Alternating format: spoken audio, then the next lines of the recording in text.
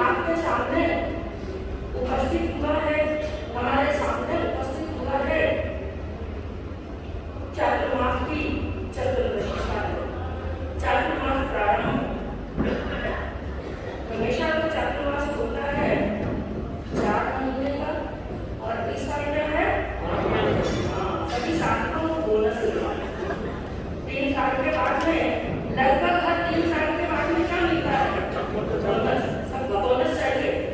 जो भी व्यक्ति सर्विस करता है उसको भी साल में एक बार क्या चाहिए? बोनस। और ये हम सब साथियों का बोनस। और बंधुओं, सबसे पहले मैं बात करूंगी चातुर्मास का प्रवेश होगा 26 तारीख को बड़े ही धूमधाम के साथ में, बड़े ही आनंद के साथ में, बड़ी ही प्रसन्नता के साथ। अब मैं सबसे पहले आपको ये पूछना चाहती हूँ, क्या चातुर्मास का प्रवेश एक नगरीय प्रवेश है या किसी शहर के अंदर प्रवेश है, या केवल स्थानक के अंदर प्रवेश है, या किसी उपाश्रय के अंदर, या किसी सभा भवन के अंदर प्रवेश है? चातुर्मास प्रवेश का अर्थ क्या होता है? क्या केवल स्थानक में, जैन भवन में, उपाश्रय में, धर्म स्थान के अंदर प्रवेश कर जाना ही चातुर्मास के प्रवेश का अर्थ है? नहीं, वो तो ठीक है, एक नियम बन गया, एक परंपरा बन गई कि प्रवेश हो गया, वो द्रव्य प्रवेश है। क्योंकि हर चीज के पीछे 2 चीजें होती हैं, हर बात के, हर कार्य के पीछे 2 बातें होती हैं। एक होता है द्रव्य और दूसरा होता है भाव। एक बात कहूँगी आपसे, कि जब भी कोई आपसे बात पूछी जाए थोड़ा सहयोग प्रदान करेंगे, क्योंकि आप जानते हैं जब कोई कथा कहते हैं, कोई बात कहते हैं, तो बात कहने वाले को सामने वाले का क्या चाहिए? उदाहरण चाहिए। तो वक्ता को भी लगता है कि श्रोता को बात समझ में आ रही है और उसको भी एनर्जी मिलती है। और मुकरा कम आएगा तो समझ लेंगे, बात समझ में नहीं आई, दूसरी बात करने का प्रयास करेंगे। जितना हमारे पास में है, गुरुदेवों की कृपा से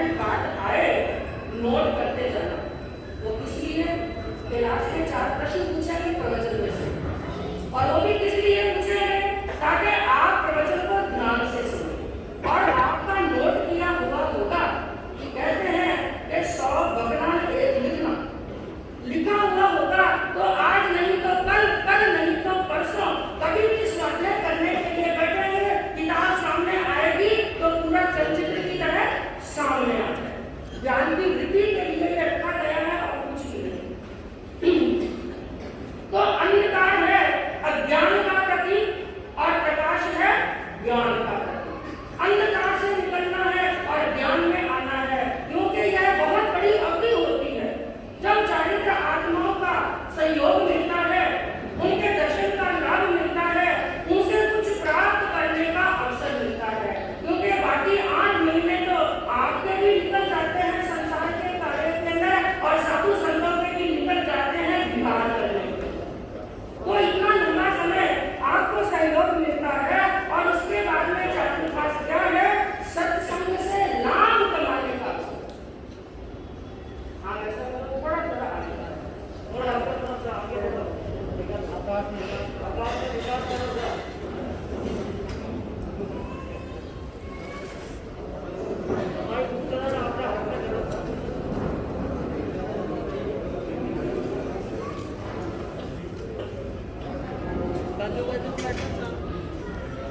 बाजू में बैठो,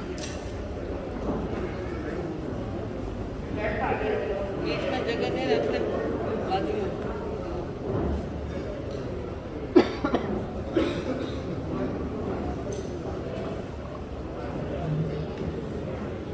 आराम में बैठो, लेकिन बीच में जगह मत छोड़ो।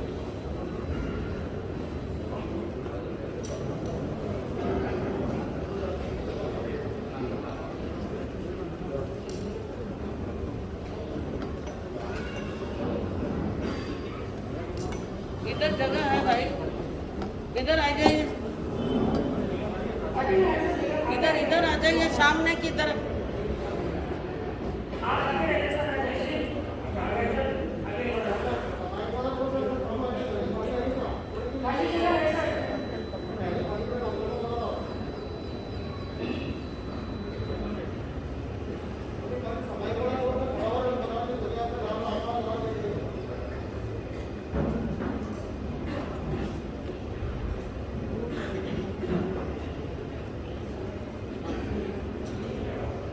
तो बात चल रही थी कि चातुर्मास का अर्थ क्या है, समय का सदुपयोग करने का अवसर है चातुर्मास।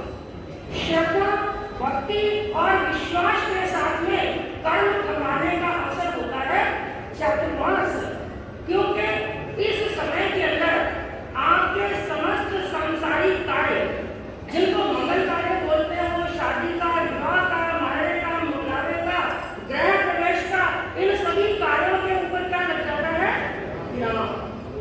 हिंदू धर्म के अंदर भी मान्यता है, अभी जो 11 निकली उस 11 को बोलते हैं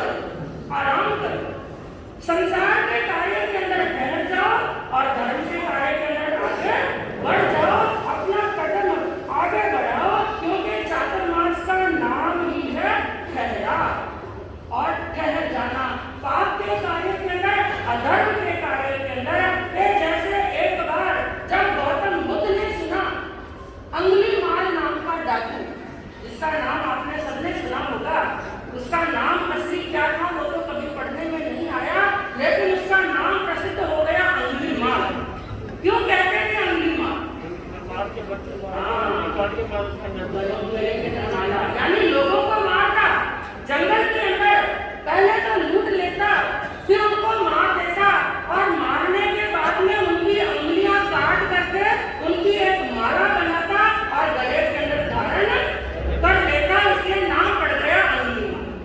तो गौतम बुद्ध ने सुना, बड़ी हिंसा मचा रखी है, एक तरह से नरभक्षी बन गया है, किसी को छोड़ने वाला नहीं, ना स्त्री को छोड़ता है, ना पुरुष को छोड़ता है, ना बच्चों को छोड़ता है।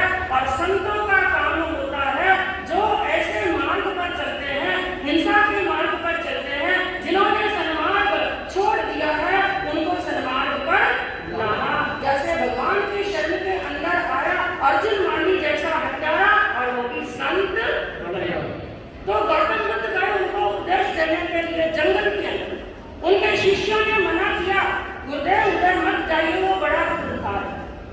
लेकिन संत के सामने सबका खूंखार, सबकी हिंसा अपने आप कम हो जाती है। जैसे भगवान के समूह शरण के अंदर शेर और बकरी दोनों क्या बैठते थे, अपनी हिंसा को, अपनी प्रकृति को बुलाने के पास पास में बैठते थे। गौतम गए उपदेश देने के लिए गौतम बुद्ध, और वहां पर आवाज लगाई, अंगुली मारने देख लिया कोई आ रहा है और जोर से कहा, ठहर जाओ।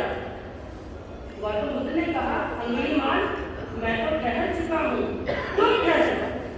मैं तो पहले ही ठहर चुका हूँ, तुम ठहर जाओ। अंगुली मान ने कहा, तुम ठहर जाओ, ये बात कैसे करें? मैं तो ठहरा हुआ हूँ। नहीं, तुम ठहरे हुए नहीं हो। अपनी हिंसा में ठहर जाओ, अपने अधर्म में ठहर जाओ, अपने पाप में ठहर जाओ, इन कदमों को रोक लो, क्योंकि तुम्हारे अंदर एक भिक्षु छुपा हुआ है, एक संत छुपा हुआ है। उसने कहा मैं, और एक भिक्षु, भिक्षु कहते हैं संत। आपने ये कैसे कह दिया मेरे अंदर भिक्षु है? मैं भिक्षु नहीं हूँ, मैं तो डाकू हूँ, मैं तो हत्यारा हूँ, लोगों की हत्या करने वाला हूँ। उन्होंने कहा नहीं, तुम्हारे अंदर भी एक भिक्षु है, एक संत है, एक दयावान आत्मा विराजमान है तुम्हारे अंदर। वो अंगुली मार, उस आत्मा को जगाओ। तुमने उसको सुला दिया है, उस आत्मा को जगाने का काम करो, क्योंकि भगवान कहीं बाहर नहीं। प्रत्येक आत्मा के अंदर भगवान का निवास है, इसको तू बाहर ढूंढ रहा है। हम परमात्मा के दर्शन बाहर करना चाहते हैं, लेकिन एक कवि ने बहुत अच्छी बात कही, बाहर का ढूंढता है, ईश्वर वहां नहीं है। बाहर का ढूंढता है, ईश्वर वहां नहीं है, कर ले तू खोज दिल में। इंसान भगवान को बाहर ढूंढ रहा है, मंदिरों में ढूंढ रहा है, जंगल में ढूंढ रहा है, पर्वत के शिखर पर ढूंढ रहा है, शांति को बाहर ढूंढ रहा है। लेकिन ज्ञानियों ने क्या कहा? शांति कहीं बाहर, शांति तो कहाँ है? भीतर। और हमारी नजर कहाँ जा रही है? बाहर। जो चीज जहाँ है ही नहीं, वो वहां पर मिलने वाली नहीं। तो कहा बाहर का ढूंढता है, ईश्वर वहां नहीं है, कर ले तू खोज दिल में। ईश्वर का घर वही है, ईश्वर का घर वही है। तो ये अवसर आया है बाहर को छोड़ करके भीतर को देखना। और चातुर्मास केवल जैन संस्कृति के अंदर ही नहीं, हिंदू संस्कृति के अंदर भी चातुर्मास का महत्व बताया गया है। जैसे जैन संत चातुर्मास करते हैं, इसी प्रकार हिंदू धर्म के संत भी क्या करते हैं? चातुर्मास करते हैं। लेकिन अंतर है, क्या अंतर है? इसलिए ध्यान रखना, आजकल ये कई बातों में, कई शब्दों की गलती हमारे समाज में भी होती है। आपने पढ़ा होगा जैन संतों के चातुर्मास वर्ण के स्थान पर कई बार वर्षावास लगा देते हैं। पढ़ा आपने? पत्रिकाएं आती है, उसके लिए क्या शब्द लिखते हैं? वर्षावास। जैन संत कभी वर्षावास नहीं करते, जैन संत चातुर्मास करते हैं। चातुर्मास में वर्षावास में क्या अंतर है? एक साल के अंदर 6 ऋतुएं होती है। कितनी ऋतुएं? 6 ऋतुएं। हर ऋतु 2-2 महीने की होती है। तो वर्षावास, वर्षा काल कितने महीने का है? 2 महीने का। तो 2 महीने का होता है वो वर्षावास, और चातुर्मास होता है 4 महीने का। 4 महीने के अंदर 2 ऋतुएं आ जाती हैं। कौन कौन सी? वर्षा ऋतु और शरद ऋतु। कौन सी? वर्षा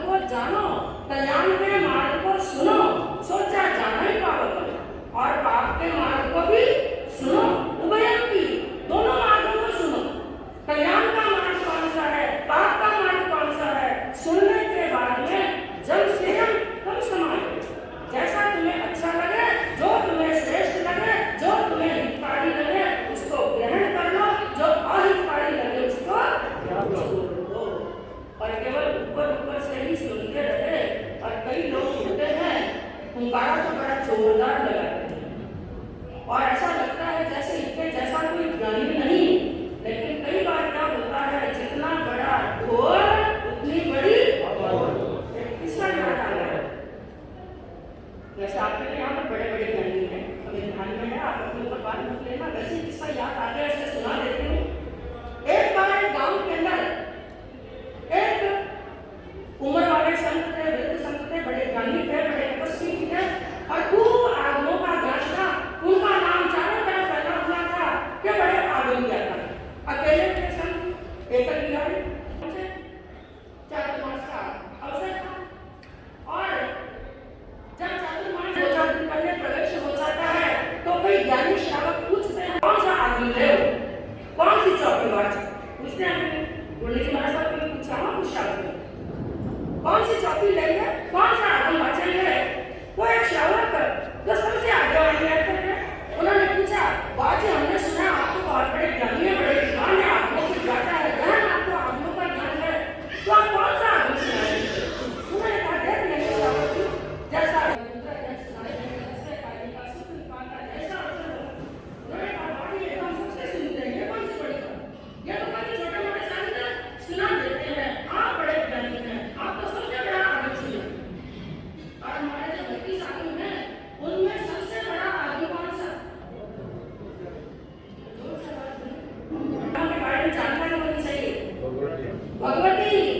भगवती सूत्र सबसे बड़ा आगम है। हाँ, हमारा बलवनाथ जी खाना सूत्र, इसमें सबसे बड़ा भगवती को माना गया है। और भगवती सूत्र के लिए तो भगवान ने आगमों के लिए फरमाया, एक साधु के लिए भी जब तक 10 साल की दीक्षा पर्याय नाम हो जाए, 10 साल से कम दीक्षा पर्याय वाले साधु को भगवती जी हाथ में नहीं लेना, याद रखना। क्योंकि उस समय तक साधु की बुद्धि परिपक्व नहीं होती है और भगवती जी के अंदर कई बातें ऐसी हैं जो उसके दिमाग के अंदर बैठती नहीं है और ऐसी अस्थिर बुद्धि वाले लेकर अपने मार्ग से भटक जाते हैं। लेकिन श्रावक जी ने कहा, गुरुदेव हम तो आपसे भगवती जी सुनना चाहते हैं। अब कोई श्रावक किसी साधु के सामने आकर ये बात कहे, हम आपसे भगवती जी सुनना चाहते हैं, तो साधु संतों को भी अंदर में थोड़ी हलन चलन होने लगती है। इसका मतलब श्रावक जी क्या है, बड़े ज्ञानी हैं। कई बार साधु संतों को डर लगता है, बड़े ज्ञानी हैं, इनके सामने बोलते समय बड़ा सोचना पड़ेगा, कहीं कुछ गलत हो गया, कहीं कुछ ऊंचा नीचा कुछ गड़बड़ हो गई तो लोग क्या सोचेंगे, दीक्षा तो मेरी ज्ञानी नहीं है। संतों ने थोड़ा पहले अध्ययन किया, फिर थोड़ा और अध्ययन कर लेते हैं, अच्छी तरह से सुनाए। प्रवचन शुरू हुआ, भगवती जी वाचना शुरू किया और जैसे ही मुंकारे का समय आता, वो श्रावक जी सबसे पहले बड़ा जोरदार मुकारा। उनको भी लगा वाकई में बड़े ज्ञानी है, हर बात के अंदर बड़ा जोरदार मुकारा देते हैं। लेकिन रोज रोज प्रवचन देते देते विचार आया, इन्होंने कभी परीक्षा ले लिया, थोड़ी सी परीक्षा इनकी भी ले ली। एक दिन कोई प्रसंग चल रहा था इंद्रियों के बारे में, संतों ने पूछ लिया, श्रावक जी थोड़ा आप ये बताइए, पंचेंद्रिय किसे कहते हैं। बड़ा छोटा सा सिंपल सा क्वेश्चन है, पंचेंद्रिय किसे कहते हैं। श्रावक जी ने खड़े होकर के कहा, बात होगी मैं पूछना ही बात करते हैं, 5 इंद्रियां वाले ने कही जगह बिल्कुल तो भाई बड़ा सही किया। तो एक बार उदाहरण भी बता दीजिए, पंचेंद्रिय का उदाहरण बताइए। उन्होंने कहा, गुरुदेव हाथी, हाथी क्या है, पंचेंद्रिय। गुरु जी ने सोचा बात ये भी सही है, लेकिन हाथी का ही प्रॉपर नाम क्यों लिया, पंचेंद्रिय तो कई चीज है, 2-3 जीवों के नाम बता सकते थे, आपने हाथी को ही पंचेंद्रिय क्यों कहा। उन्होंने कहा, बाबा जी सीधी सी बात है, 4 तो है पर 5वीं में सूंड। संतों को समझ में आ गई, वाकई में जितना बड़ा ढोल उतनी बड़ी। कहा ठीक है श्रावक जी, बिल्कुल सही बताया, ये बता दीजिए 4 इंद्रिय किसको कहते हैं। 4 इंद्रिय, उसका भी उदाहरण बताइए।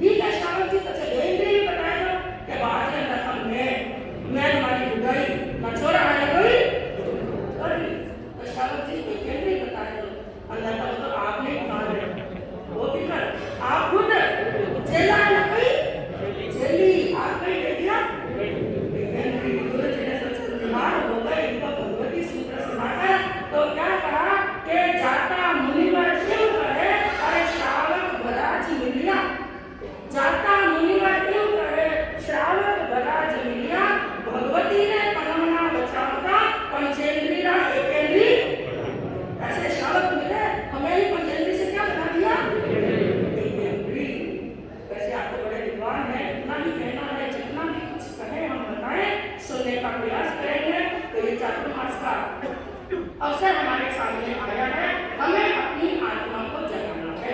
ज्यादा से ज्यादा त्याग करना, प्रस्थान करना, व्रत करना, नियम करना और ज्ञान सीखने के लिए समय निकालना। और चाहे तो हम कितनी भी अपने जीवन के अंदर कह सकते हैं, क्योंकि कई बार जब प्रवचन में आने की बात होती है, श्रावक जी आप प्रवचन में नहीं आए तो आप लोग इतने बहाने बताते हो, साधु संतों का मुंह भी क्या हो जाता है। लेकिन याद रखना, आपने मन में यदि ठान लिया कि मुझे जाना है, तो कोई भी बाधा आपके रास्ते में आने वाली नहीं है।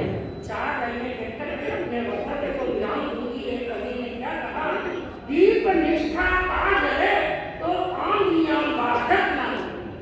यदि सच्ची निष्ठा है तो कितनी भी आंधियां आए, कितने भी तूफान आए, कितने भी घर के पहाड़े आए, मुझे जाना है तो कोई भी आपको रोकने वाला नहीं है।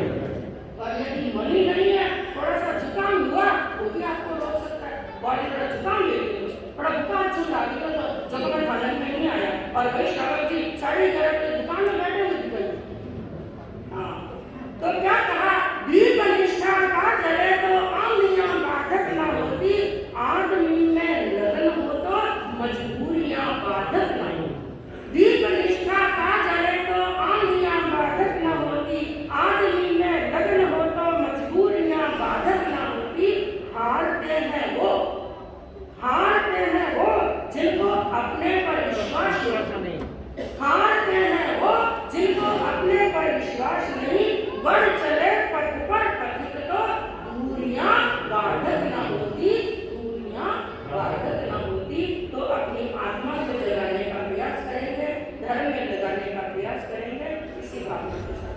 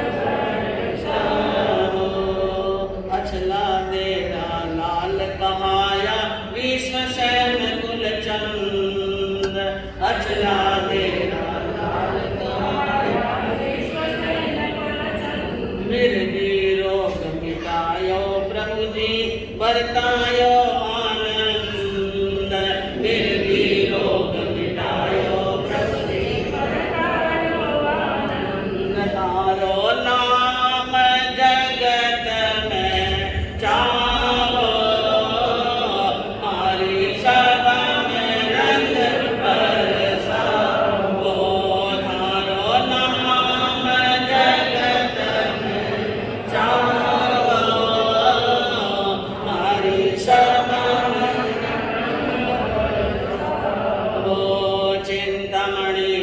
चिंता चूर पूरे मन लिया, चिंता मन सब चिंता चूर पूरे मन लिया। हर्ष प्रभु रे रखो आस तन, हर्ष प्रभु रे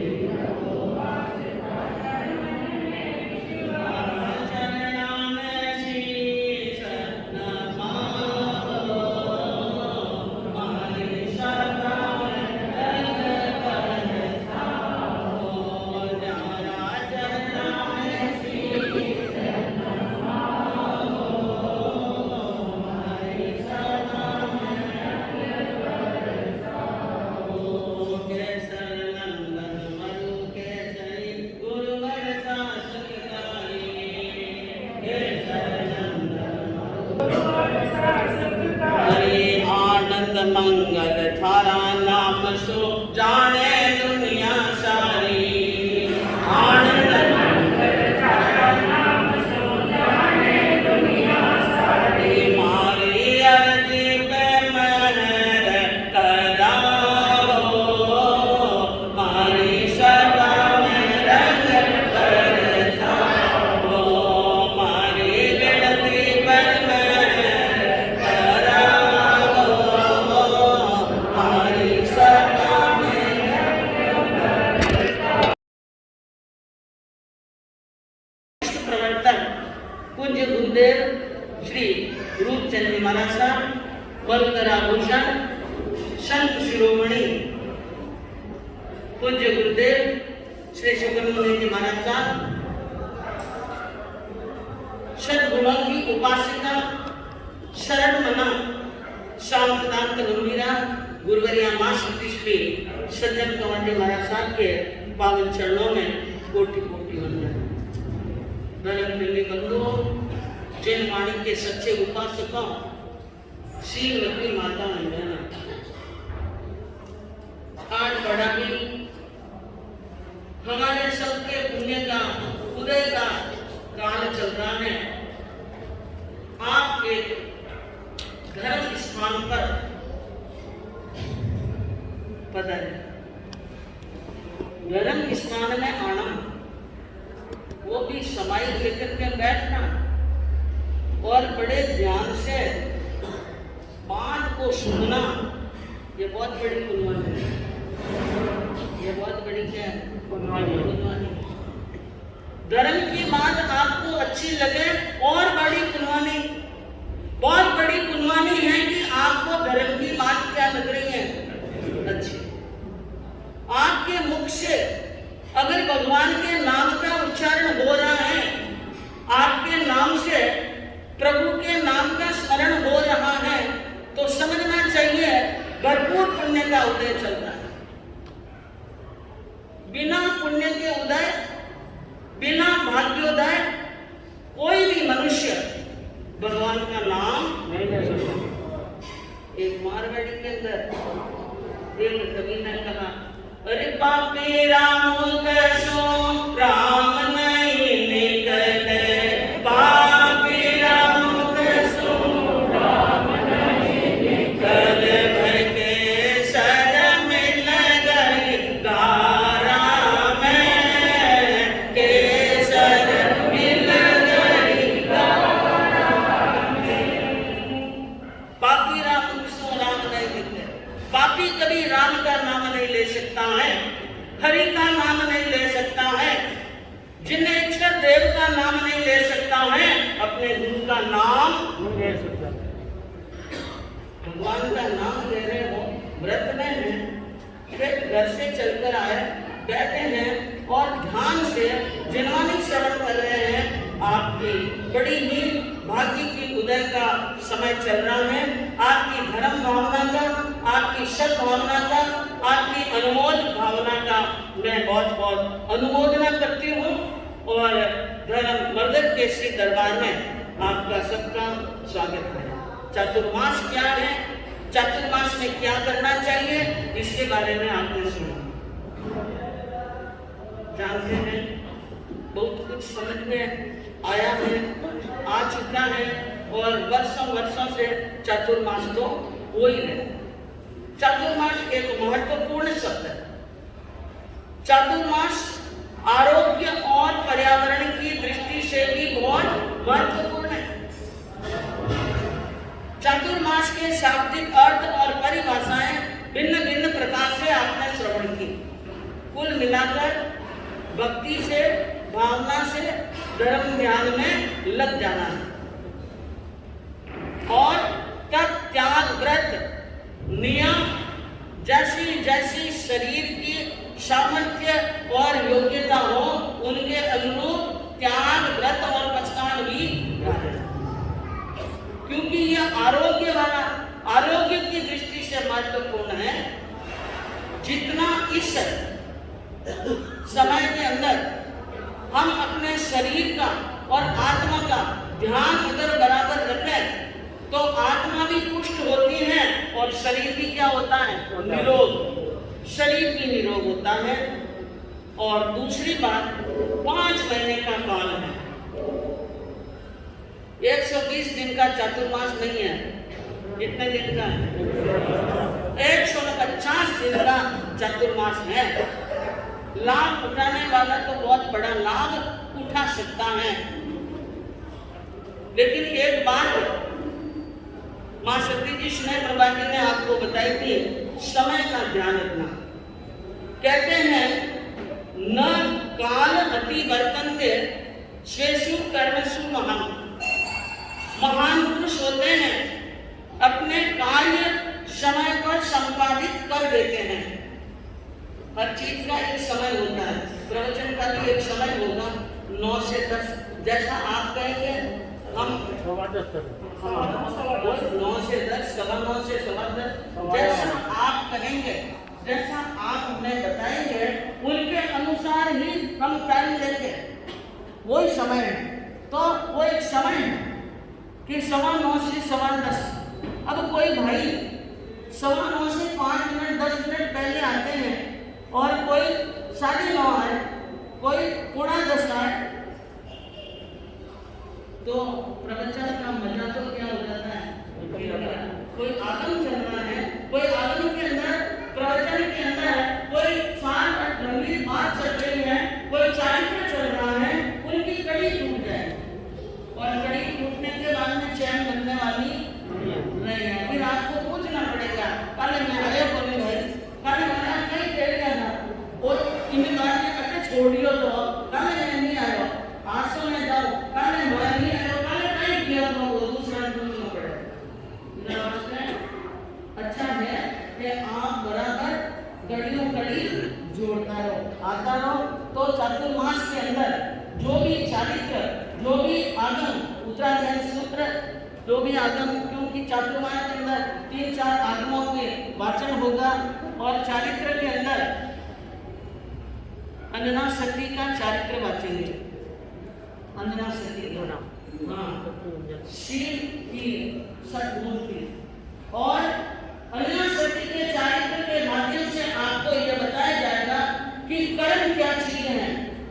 मनुष्य पल पल में कर्म बांधता है, क्षण क्षण में कर्म बांधता है, और जब कर्मों का भुगतान करने का समय आता है तो हमारे आत्मा को बड़ा कष्ट होता है, बड़ी पीड़ा होती है, हम दुखी होते हैं, हम क्लेश को प्राप्त होते हैं, हम जीवन के अंदर हार जाते हैं और जीवन को नष्ट करने जैसी बातें भी हो जाती हैं। इसलिए हमें कर्मों के बारे में और शील धर्म की क्या लेना है, और धर्म के ऊपर दृढ़ कैसे रहना है, आदि आदि बातें आपको बताई जाएंगी। और मैं आपको ये बता रही हूँ कि चातुर्मास के उद्देश्य में जीव दया पालन करना। जीव दया, जीव दया का विशेष क्या रखना है? ध्यान रखना है। धर्म आराधना करनी है, तब आराधना करनी है, व्रत आराधना करनी है। इन आराधनाओं से हमारे जीवन को उत्कृष्ट बनाना है। अभी कहा देव सैनी 11 गई, देवता सो गए, तो मांगलिक कार्य नहीं होंगे, लेकिन धर्म एक बहुत बड़ा मंगल है। धर्म क्या है? हाँ, दम्मो कीटम, दम्मो मंगल कीटम, अहिंसा संयम कहो। भगवान ने कहा धर्म एक उत्कृष्ट मंगल है। अरे वो मंगल नहीं तो हम धर्म मंगल को मनाएंगे, और यही समय है, यही काल है धर्म की आराधना करने का। अहिंसा संयम और तप, जिनके जीवन में धर्म है, जिनके जीवन में दान है, जिनके जीवन के अंदर मंगल ही मंगल है। तो एक बार का प्रसंग था, द्वारिका नगरी के अंदर भगवान अरिष्ट नैमिनाथ होता है, और श्री कृष्ण वासुदेव भगवान के वहां पर समोक शरण में 4 महीने के चातुर्मास की कोई चर्चा चल रही होगी। श्री कृष्ण वासुदेव ने पूछा, भगवान ये चातुर्मास क्या है और चातुर्मास क्यों करते हैं? तो जैसा कि अभी शास्त्री जी ने फरमाया, चातुर्मास क्यों करते हैं? आपको कोई भी यहाँ से जाने के बाद में पूछे कि चातुर्मास क्यों करते हैं, तो सबको प्रश्न का उत्तर मालूम है, जीव जंतुओं की रक्षा के लिए। बरसात काल के अंदर विलोपी उत्पन्न होती है, कोमल कोमल जीव पैदा होते हैं, अंकुरित प्रस्फुटित होते हैं। उन कोमल जीवों के बचाव के लिए साधु संत एक जगह पर स्थिर हो जाते हैं। ये बात आपको समझ में आ गई। यही जिक्र भगवान ने अरिष्टनेमिनाथ भगवान ने यही फरमाया कि इन जीवों की रक्षा के लिए चातुर्मास। और इस प्रसंग का वर्णन आचार्य हेमचंद्राचार्य ने पाटन के अंदर धर्म सभा में कहा। और उस समय धर्म सभा के अंदर एक बहुत बड़े सम्राट मौजूद थे। कौन? हेमचंद्राचार्य। हेमचंद्र का नाम है तो कौन से राजा का नाम आना चाहिए? कुमारपाल। राजा कुमारपाल वहां पर उपस्थित है और भगवान के इन प्रसंग का वर्णन किया कि नेमिनाथ भगवान से, श्री आदित्य नेमिनाथ भगवान से कृष्ण वासुदेव ने यह बात कही कि विलोपी और जीवों की हिंसा से बचने के लिए साधु संत एक जगह बैठते हैं। उन समय के अंदर कृष्ण वासुदेव ने प्रतिज्ञा की, मैं 4 महीने तक द्वारिका से बाहर नहीं जाऊंगा। क्या प्रतिज्ञा की? द्वारिका से बाहर नहीं जाऊंगा। और ये प्रसंग जिस समय पाटन के अंदर हेमचंद्राचार्य ने कहा कि ये बात है और ये प्रसंग भगवान अरिष्टनेमिनाथ के समय में उठा था, तो ये बात सुनकर कुमारपाल ने कहा, गुरुदेव मैं 4 महीने तक पाटन से बाहर नहीं जाऊंगा, 4 महीने तक तलवार नहीं उठाऊंगा। क्या नहीं उठाऊंगा? तलवार। और इतिहास इस बात का साक्षी है कि उनकी ये घोर प्रतिज्ञा सुनकर के मोहम्मद घोरी सोमनाथ के मंदिर को लूटने के लिए आया। सोमनाथ के मंदिर को लूटने के लिए वहां पर पहुंचा और लूटने के लिए आपने सुना होगा 17 बार लूटा सोमनाथ मंदिर को। और चातुर्मास के अंदर जब ये प्रतिज्ञा की कुमारपाल ने और इधर से जब प्रतिज्ञा सुनी तो वो उनको लूटने के लिए आया। तो अब वो वापिस खड़े हुए हैं कुमारपाल और आचार्य हेमचंद्राचार्य ने पूछा, अब मैं क्या करूं? अपने देश की रक्षा करो कि प्रतिज्ञा को भंग करो? अगर मैं तलवार उठाऊं तो प्रतिज्ञा भंग होती है और तलवार नहीं उठाऊं तो देश की रक्षा नहीं होती है। बोलो गुरुदेव मैं किसकी रक्षा करूं? गुरु ने कहा प्रतिज्ञा की रहेगी और देश की रहेगी, चिंता मत। गुरु वो तो हेमचंद्राचार्य है और भक्त वो तो कुमारपाल है। आपको पता होना चाहिए हेमचंद्राचार्य ने कहा कुमारपाल आज रात में यही रुक, आज रात में यही रुक। और रोक दिया उनको वहां। आधी रात के समय में गुरु ध्यान में बैठे, योग विद्या के बल से जिस खेमे के अंदर स्वर्ण पलंग पर सोया हुआ था मोहम्मद घोरी, पलंग से उठाया आकाश मार्ग से होते हुए और कुमारपाल के सामने लाकर के पलंग को रख दिया। थोड़ी देर के बाद में गौरी की नींद जगी। उसने देखा चारों तरफ आंख खोलकर ये मेरा खेमा नहीं है, मेरे अंगरक्षक नहीं है, मेरे लोग वहां पर नहीं है। और सामने पाठ पर बैठे थे आचार्य और उनका दीप्यमान चेहरा और सामने खड़े थे कुमारपाल। उसने कहा बंदर की तरह इधर उधर क्या देख रहा है, बोल अब तेरे को क्या करना है?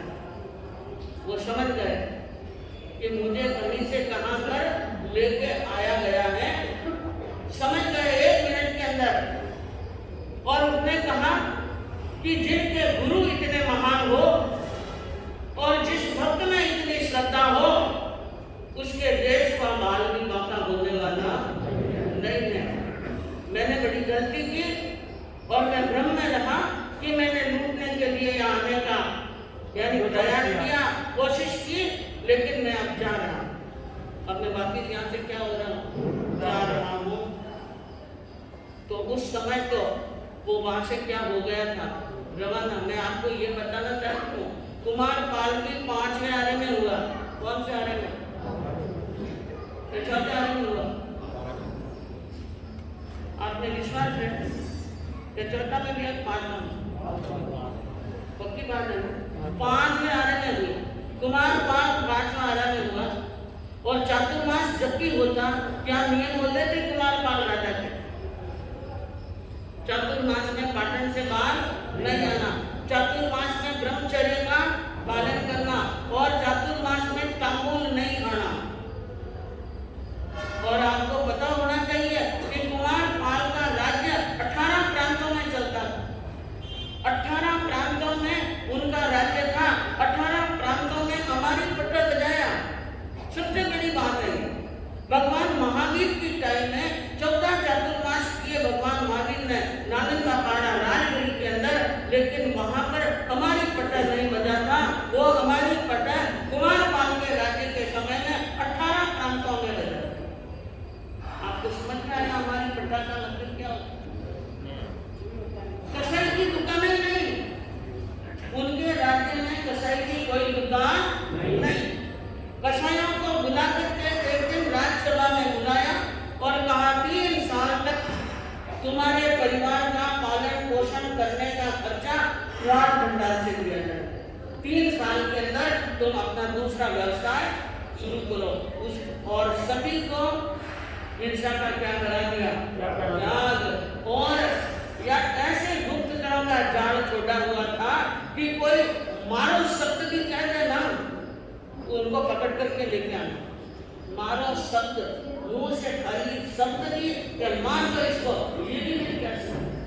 किसी ने सिर में से निकालकर जूं को नाखूनों के बीच में मारी, उनकी सारी संपत्ति हड़प ली कुमार पाल ने, और उनकी संपत्ति हड़प कर यूं का विहार बनाया। ध्यान रहे लोगों को कि मेरे राज्य के अंदर किसी की हिंसा नहीं होने। और तो और बात बताओ, हाथी और घोड़ों को भी पानी छानकर पिलाया जाता था। ये बातें सुनकर के आपके मन में कोई थोड़ा बहुत विचार आता होगा कि हाथी और घोड़ों को भी पानी क्या पिलाते थे? ना अपंग कितनी यत्न करना, कितनी जीव दया पाना, और कितना नियम रखा, और कितना धर्म से मायने दृढ़ भाव और कड़ी आस्था है अपन। कौन से मार्ग पर चल रहे हैं? बातें तो हम बहुत बड़ी बड़ी करते हैं, बड़े शान से करते हैं, हमारे अपनी खूब तारीफ भी कर लेते हैं, लेकिन धर्म के मामले में अभी बहुत कोने हैं। उन महापुरुषों का आज के दिन हेमचंद्राचार्य, राजा कुमार पाल और महान मंत्री उदयन याद आना चाहिए, जो एक आदर्श धर्म के मार्ग पर चलने वाले आदर्श श्रावक थे। और आज क्या होता है? उन्होंने तो यात्रा का प्रचार कर दिया, और आज हमारे समाज में क्या हो रहा है बता सकते हैं आप? ये धर्म संघ कभी निकले, बड़ा बड़ा धर्म संघ निकले ना, कभी निकले? श्रावण में भी, भादवा में भी, श्रावण और भादवा में भी निकल जाए, और बड़े बड़े संघ लेकर के दूर दूर के संतों के वहां पर पहुंच जाते हैं। और गांव के अंदर चातुर्मास है, सत्यानी का चातुर्मास है, संतों का चातुर्मास है। 4 महीने तक व्याख्यान सुनने के लिए टाइम मंगलिक नहीं लिया, दर्शन नहीं किया, प्रार्थना नहीं की। गांव में साधु संत हैं, उनके दर्शन नहीं किए।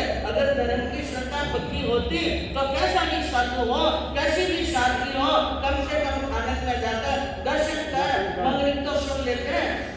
जब आपको दिल्ली जाने के लिए टाइम मिलता है, गुजरात जाने के लिए टाइम मिलता है, महाराष्ट्र में टाइम मिलता है, 15-15 दिन का संघ निकाल देते हैं। वे 15 पावना पर महाराज बैठे हैं, उनको हाथ जोड़ने के लिए नहीं जाते।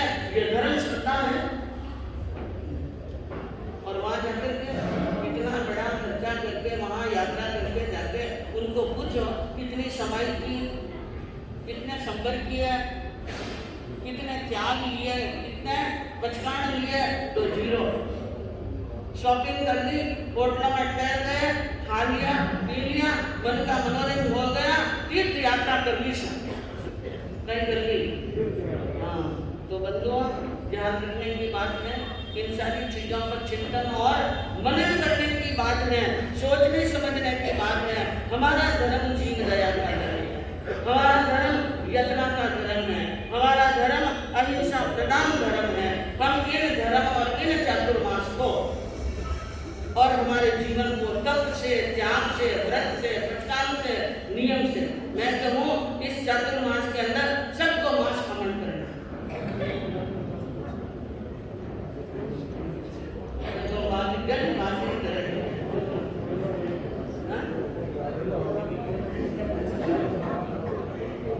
सबको मास खमन करना। और मैं क्यों आप मास खमन कर सको?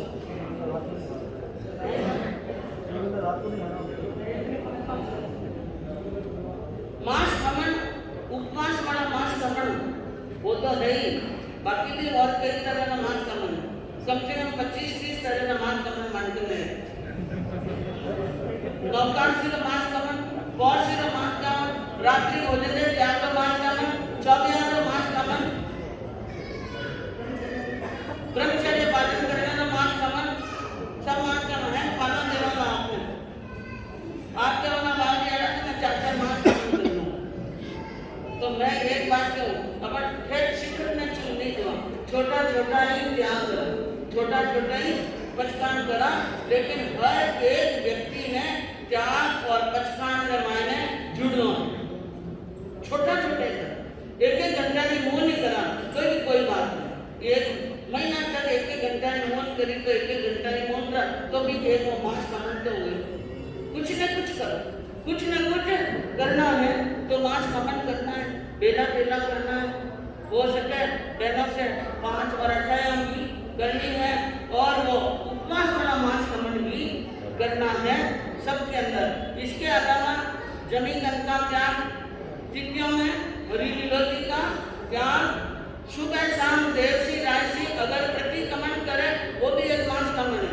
रोज प्रतिक्रमण करना, देवसी प्रतिक्रमण का मास खमन और राशि प्रतिक्रमण का मास खमन ये भी कर सकते हैं, तो करिए, क्योंकि ये समय है, ये मौका है, मौके को चूकना समय का है।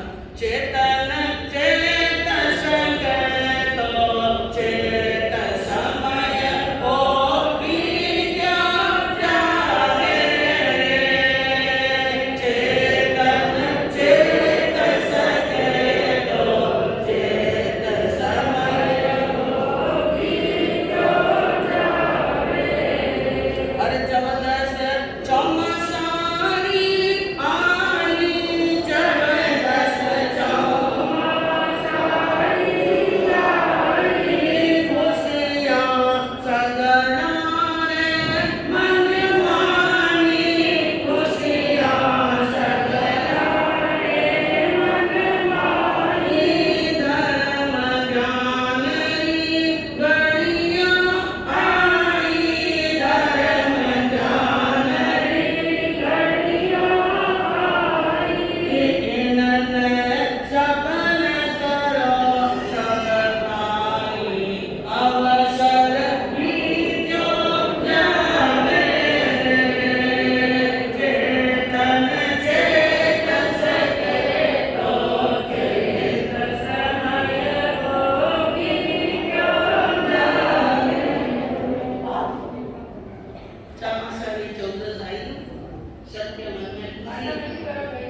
सबके मन में खुशी है, प्रसन्नता है, आनंद है, मंगल है, धर्म ज्ञान की घड़ियां शुभ अवसर आया है। इन अवसर का लाभ उठाना है। समय बीत जाएगा और समय बीतने के बाद में जो करना है वो समय पर कर ले, और दुनिया बाद में याद करेगी। समय निकलने के बाद में क्या करेगी? समय निकलने के बाद में भी दुनिया याद करेगी, और समय निकल गया कुछ नहीं कर सके तो पश्चाताप करना पड़ेगा। इसलिए करना है, कुछ न कुछ जरूर भेंट देनी है। अरे बेला तेरा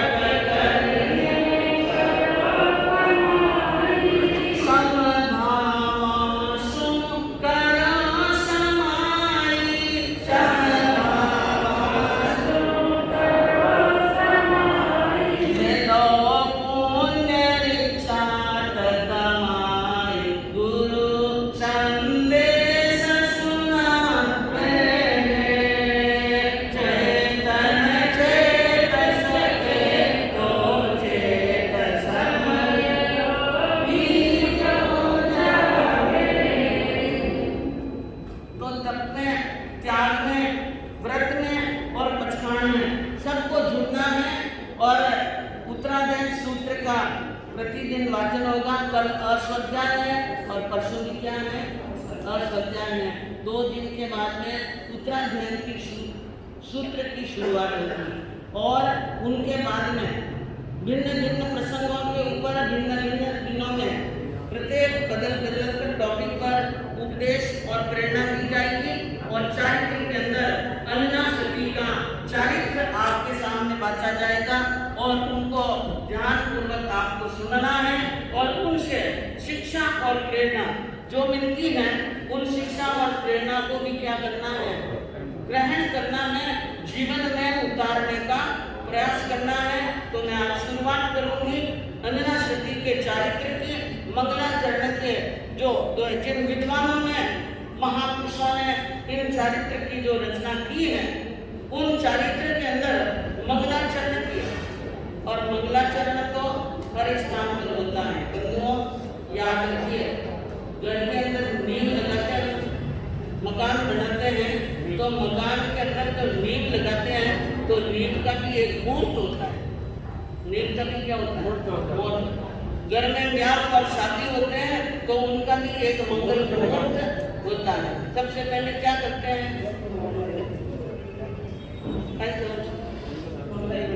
मंगल विनायक जी को बुलाओ, रिद्धि सिद्धि दाता, विघ्न विनाशक विनायक को बुलाते हैं।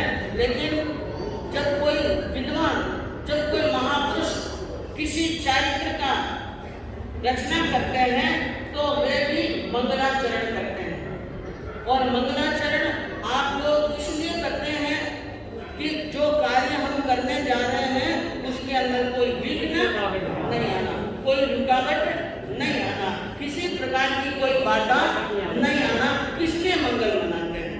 इसलिए अपने इष्ट देवता का स्मरण करते हैं और मांगलिक कार्य संपन्न करते हैं। तो एक ग्रंथकार, एक विद्वान, एक महापुरुष किसी चारित्र का यानी रचना करते हैं तो वे भी मंगलाचरण करते हैं कि मैं इस चारित्र की रचना करता हूँ और उन रचना के अंदर कोई प्रकार का विघ्न नहीं आना, रचना में किसी प्रकार का तद अक्षर नहीं आना, क्योंकि ऐसे होने से कई बार विघ्न खड़ा हो जाता है। इसलिए यहाँ पर मंगलाचरण करना आवश्यक समझा। और कवि ने क्या कहा, गौतम गणि मंगल मणि और सर्व सिद्धि दातार, तदपद पंकज प्रेम से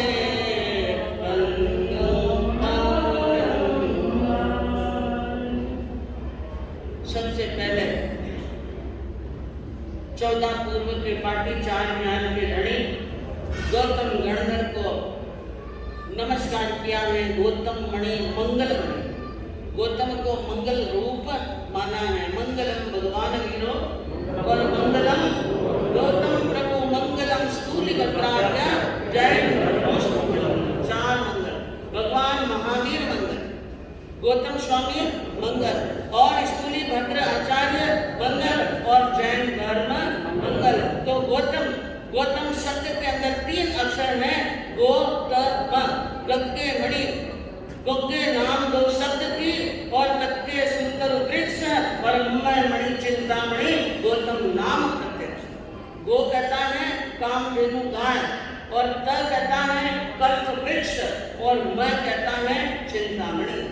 ये तीनों ही गौतम के नाम से जो भी ये 3 हैं, कल्प वृक्ष हैं, चिंतामणि है और कामधेनु गाय है, मन की इच्छाओं को क्या करते हैं, पूरी करने वाले हैं। तो ऐसे महान लक्ष्य के भंडार भगवान गौतम के चरणों में नमस्कार करते हुए फिर आगे कहा, जिनके विमल प्रताप से और हुआ हिताहित ज्ञान, भक्ति युक्त गुरु देव का करूं हृदय में ध्यान।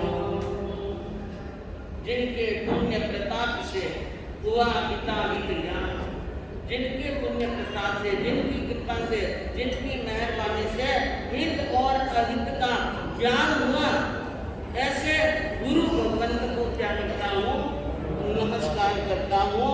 और गुरु भगवंत को नमस्कार, क्योंकि गुरु के बिना कोई काम पूरा होने वाला नहीं है। सबसे बड़े गुरु होते हैं। और कल क्या है? गुरु पूर्णिमा। गुरु को मनाना है, अपने अपने गुरु को, अपने अपने इष्ट को मनाना है। तो गुरु को वंदन नमस्कार कर शीले संपत संपदे और शीले शिवपुर वास और शीले सुर सेवा करे और शीले लीन। शील की महत्ता बताई कि शीले संपत्ति संपदा, शील से संपत्तियां मिलती हैं, शील से शिवपुर प्राप्त होता है, मोक्ष की प्राप्ति होती है। और शीलवान की देवता क्या करते हैं? सेवा करते हैं। और शील लील लीला सभी प्रकार के आनंद और मंगल होते हैं। सती अंजना प्रेम से और पालियो शील श्रृंगार सज्जन गण नगस करी सुनो सकल अधिकार। सभी को यही कहा है, उपदेश देते हुए कवि ने, जिन्होंने रचना की है कि आप सभी सज्जन गण, सभी महानुभाव प्रेम से इन अंजना सती की कथा का क्या करें? श्रवण करें। एक लाइन बोलूंगी, आप मेरे बोलने के बाद में उच्चारण करना। और जब भी यह लाइन, क्योंकि मूल देशी होगी, बार बार ये लाइन बोलने का मौका आएगा, उस समय जरूर बोलना। तो इसके अंदर सत्य धर्म का, शील धर्म का और अंजना सती के चरित्र धर्म की अनुमोदना होगी। तो आप बोलेंगे, गण सती अंजना साची सतवंती राशि शील में गण सती अंजना साची सतवंती राशि शील में। धर्म का पालन करने वाली और अखंड धर्म को निभाने वाली, अपने शील धर्म के अंदर दृढ़ रहने वाली और अनेक कष्टों को सहन करने वाली उन महान सती अंजना को धन्य है, सत्य धर्म को धन्य है, उन शील को धन्य है कि जिसने आत्मा को शिखर पर चढ़ा दिया गया है। तो बंधुओं, बातें बहुत हैं, धीरे धीरे सारी बातें आपको समझाएंगे समय के अनुसार। मुझे कुछ मुख्य सूचनाएं देनी है आपको, तो आप ध्यान से सुनिए। चातुर्मास की, यहाँ चातुर्मास की जो आज्ञा दी थी, 7 जनों की आज्ञा दी थी। श्रीमान अजीत राजी कोठा माणक जी, जयकारा गुरुदेव का, जयकारा गुरुदेव का, जयकारा गुरुदेव का, जयकारा गुरुदेव का, जयकारा गुरुदेव का, जयकार जय जयकार, जय जयकार जय जयकार,